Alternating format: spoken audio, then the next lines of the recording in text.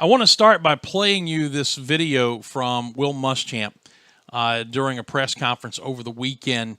Asked to comment about the situation at Maryland. Of course, DJ Durkin, the head coach, now placed on administrative leave by the Terrapins brass, worked for Muschamp for 4 years at the University of Florida. So Will Muschamp obviously knows DJ Durkin very well, and as you might expect, is very loyal to DJ Durkin. So he had some comments about that, some comments about the story. You may have seen it already this weekend, but I want you to see it again, and then I'll have some comments about it on the other side. Here is what Will Muschamp had to say about the DJ Durkin and the University of Maryland scandal.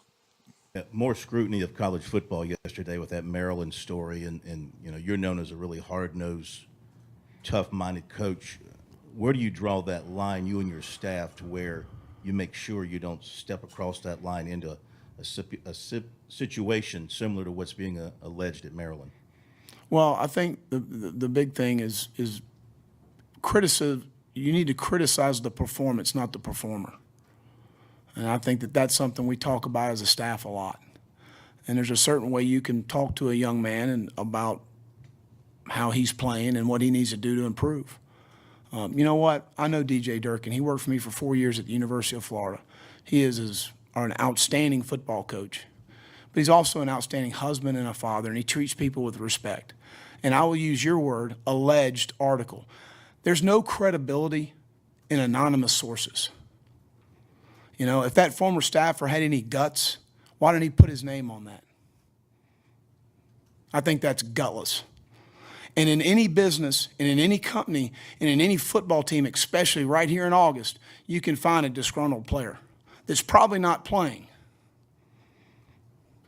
So I think it's a lack of journalistic integrity to print things with anonymous sources. But I know DJ Durkin personally, and I know what kind of man he is. I know what kind of person he is. I talked to him this morning, and I don't think it's right. So next question. All right, so there is Will Muschamp and his comments from the weekend on the situation at the University of Maryland. And just to kind of catch you up in case you may be a little behind the issue here, but DJ Durkin, the head coach, and two of his assistants on the strength and conditioning staff have been placed on administrative leave while an investigation is going on into the program. An ESPN report came out just in the last few days that alleged a very harmful and abusive culture around the football program. And Damon Evans, the athletic director, who used to be the AD at Georgia, by the way, said that it was best at this time to place him on leave while they do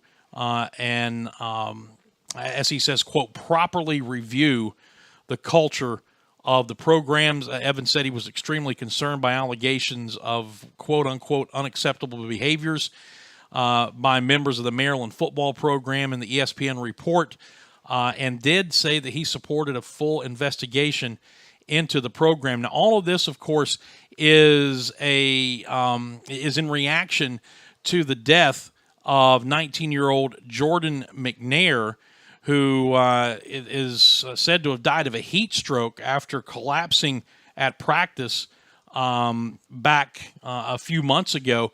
And the report alleges that it was over an hour before EMS was called after he collapsed.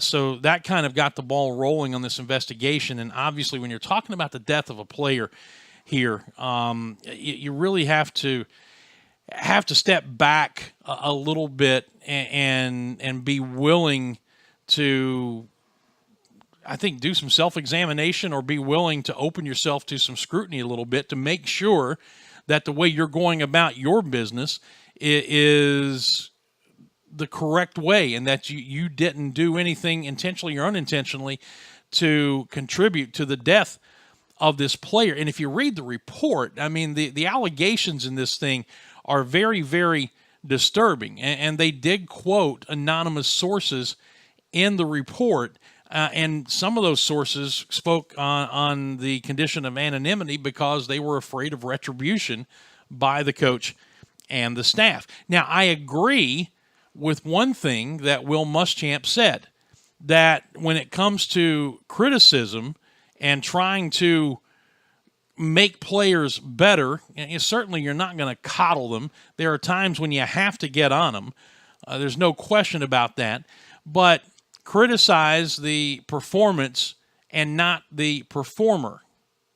Now, there are some times that you have to get into a kid's grill. I'm not, by any way, shape, or form advocating a touchy-feely, totally hands-off, everybody is doing everything wonderful type of mentality when it comes to dealing with players. Sometimes you have to get on a kid, but you also have to be able to then come back after you've torn him down, so to speak, and build him back up or build her back up, depending on the sport. So, I agree with Muschamp on that category, or on that issue, that whenever possible, and most of the time, and if not all the time, that you criticize the performance and not the performer. And I'll even go so far as to agree with him to a certain degree on what he said about the media, but only because it's so hard to tell these days what is legitimate media and what's not. And I'm not talking about the whole fake news thing. That's another story for another time. But I'm talking about in this age of focusing on college football or college athletics here for a moment. In this age of all of the websites that have popped up that are providing coverage of these schools and these programs for their readers and their viewers, you run the risk of getting people doing these jobs who are quote-unquote journalists who have no journalism training whatsoever. The one thing I really, really like about, and I can use this as an example because I was part of it. Matter of fact, I was the first. But then to see what's happened after that, looking at the websites that cover Clemson, all of those sites have hired newspaper writers away from papers and brought them in to make sure that they are keeping their journalistic integrity. In other words, they have people who know what the journalism business is all about doing the main reporting for those sites. That's not the case everywhere. Now, you're seeing it more and more, but it's not the case everywhere, and you get a lot of the so-called fanboy sites who are just out there to get the credentials and to be on the sidelines and are nothing but blatant cheerleaders for the program. And so yeah, you have to be careful these days where you're casting your lot when it comes to journalistic integrity.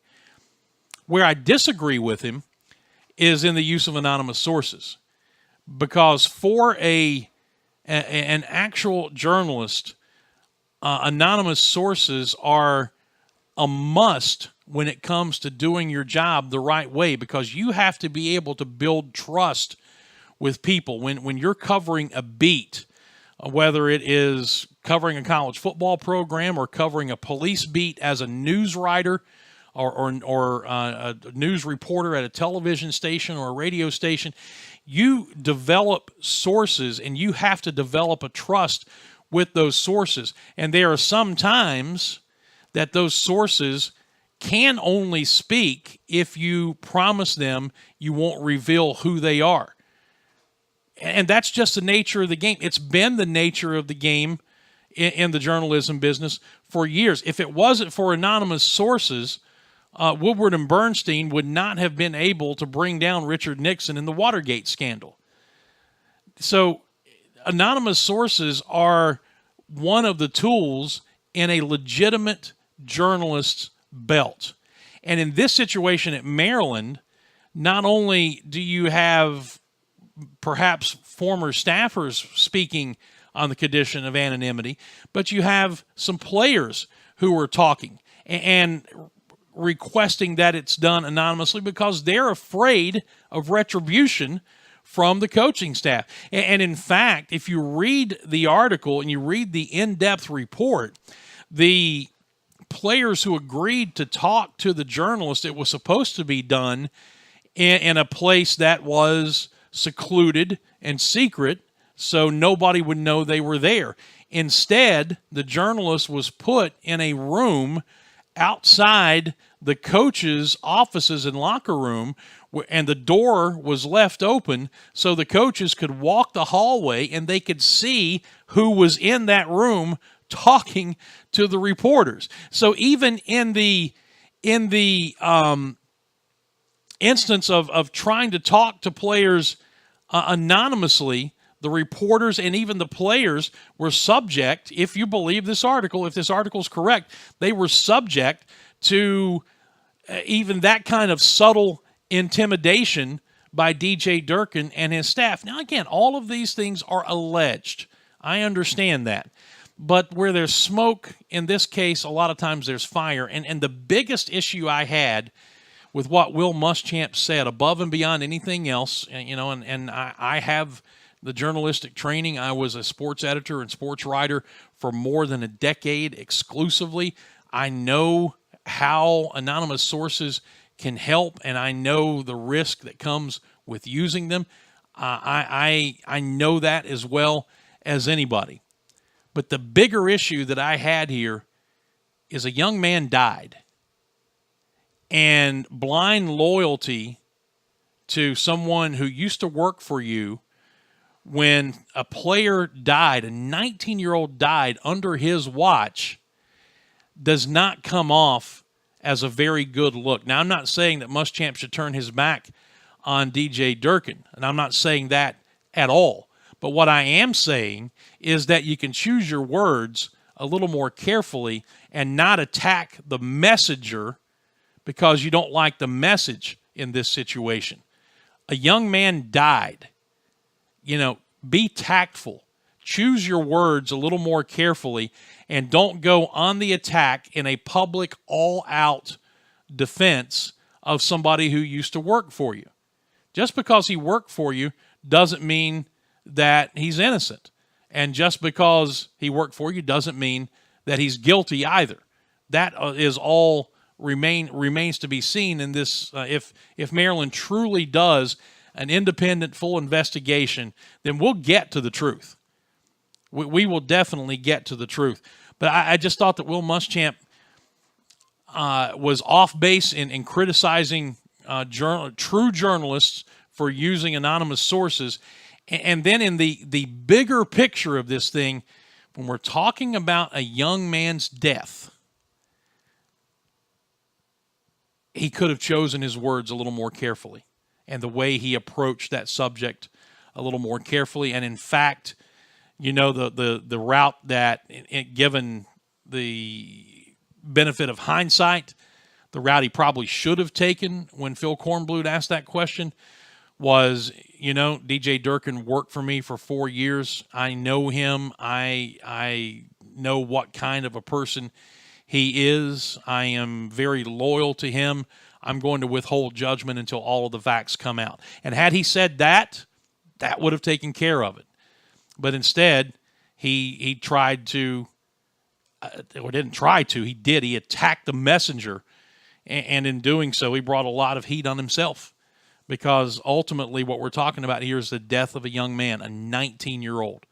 And it happened on the watch of this football coach and his assistants and the strength and conditioning staff. And because of that, I think Will Muschamp misspoke. I think he was very much out of line, and given the opportunity to do it over again, I hope that he would do things differently.